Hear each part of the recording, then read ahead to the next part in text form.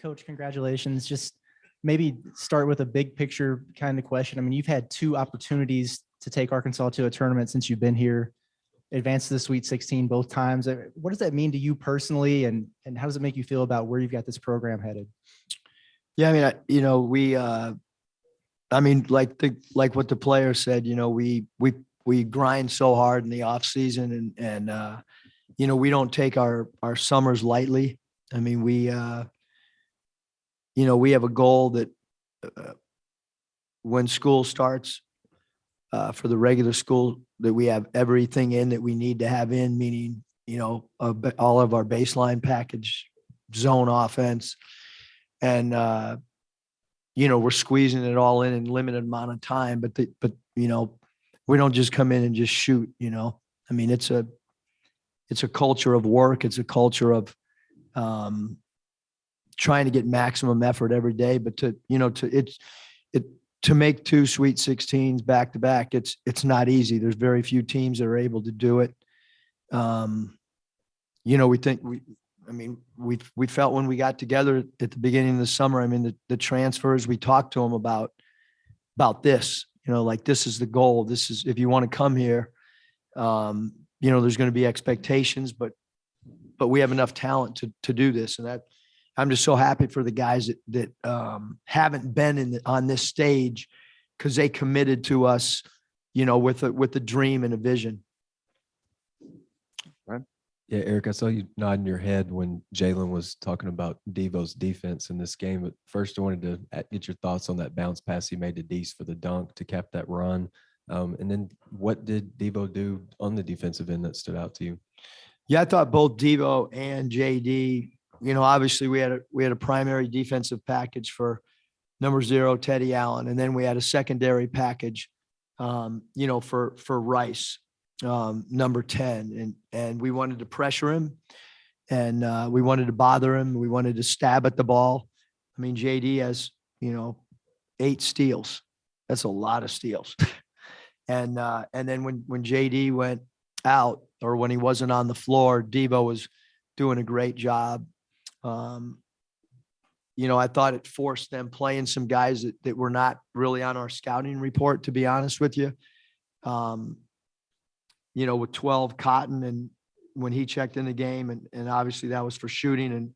And then we felt like McKinney played a little bit more than maybe what we felt, because maybe, added ball handling with the pressure that both Devo and JD put on Rice. Yeah. Bounce pass was incredible. I mean, the thing with Devo, he's got such great court vision, and he's he thrives on making home run plays. Sometimes you want guys to just look for a single, but he has this, we see it all the time. He's got this dramatic, something about having flair to his game. But he does have great vision. He's unique with his ability to take chances, both off the dribble, and then also from a passing standpoint. We've talked a lot about Audice's defense lately, but I just wonder where you feel like this performance kind of fits in with what else he's been able to do this year in other games he's had. I mean, he's been great all year. He sacrifices, when you think about the energy that it takes to guard the best player every night. So it probably sacrifices some of his offense, quite frankly. I mean, he's a guy sometimes that I, want him to rest a little bit offensively because of the energy. And tonight's scheme was a little bit more complicated than we've had, when you're changing stuff during timeouts on which way you're forcing a guy and which way the help's coming from. I mean, it's a little bit how we used to play Kobe Bryant. And I didn't know if we were giving him too much, meaning the entire team. I was worried about it, today at the team meal, even as late as 4:00. Did we try to squeeze too much in? But when you demand a lot, it's amazing what people can retain. Yeah, Eric, I mean, what'd you think of your all's field goal shooting? I think it was a season low. Now made teams shoot 27 something to win an NCAA tournament game, but then you hit 22 out of 25 free throws. I mean, you just killed it from the free throw line. What'd you think about the field goal struggles, but then you made up for it with free throws? Yeah, I would say, I mean, I think Hunter's still here. I'm glad I still have a job because after that offensive performance, I could have walked off the floor and he could have told me that he was looking for a new coach because, I'll put a lot of that on me maybe offensively because we spent the entire, and it was a really short turnaround, but I probably spent too much time defensively on what we were going to do and maybe didn't spend enough time offensively and tweaking some of our offensive sets. And then I did think that we missed some easy baskets around the rim that was a little bit uncharacteristic of us. But we've been a great free throw shooting team all year, Bob. I mean, and like the guy said, like we literally work on it every day.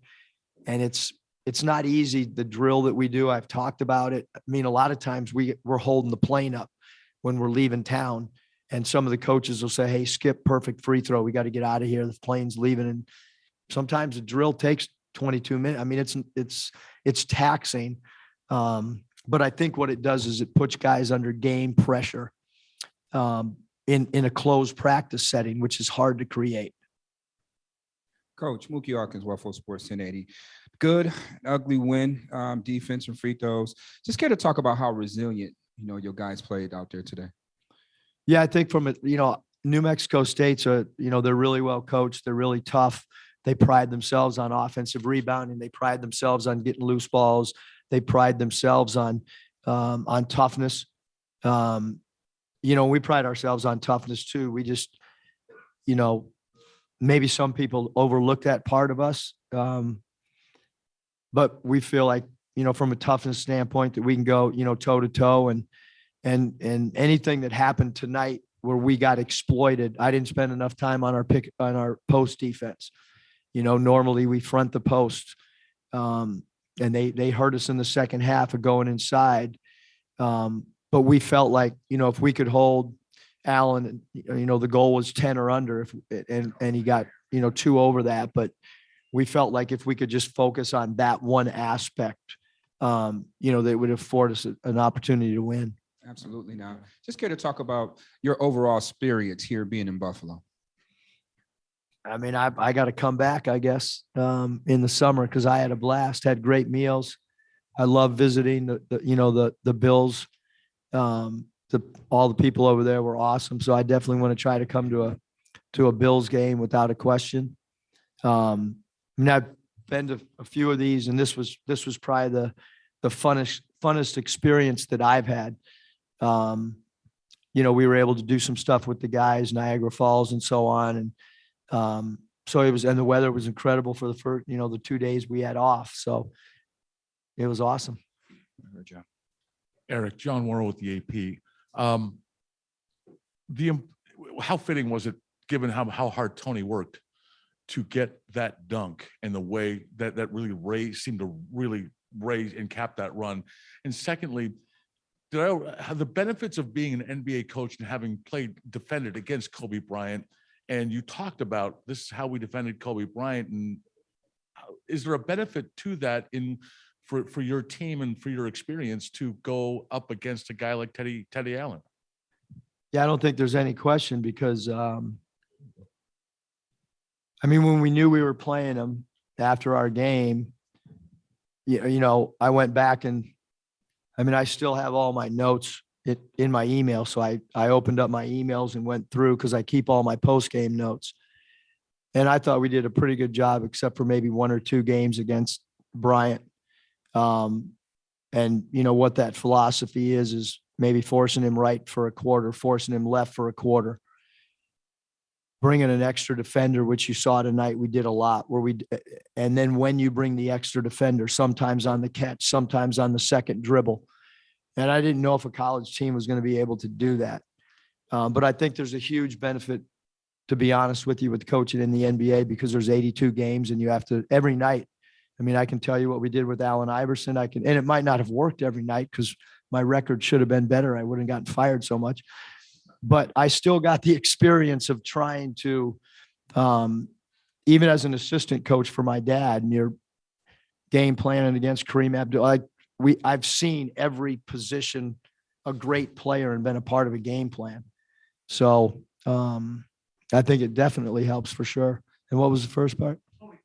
Yeah, that was perfect. I mean, he's been an opportunistic scorer for us all year. Like he comes up with huge basket cuts or huge offensive rebounds. And I thought it was, for him to be rewarded with basically the exclamation point after everything that he had done defensively. And then I'm, kind of letting him chill a little bit offensively. And then even when Allen went out, I took Adis out for him to rest for that minute and a half or whatever. But I thought it was a perfect exclamation point. All right, that's much time we have for Coach Musselman. Thank you so much. Thanks, everybody.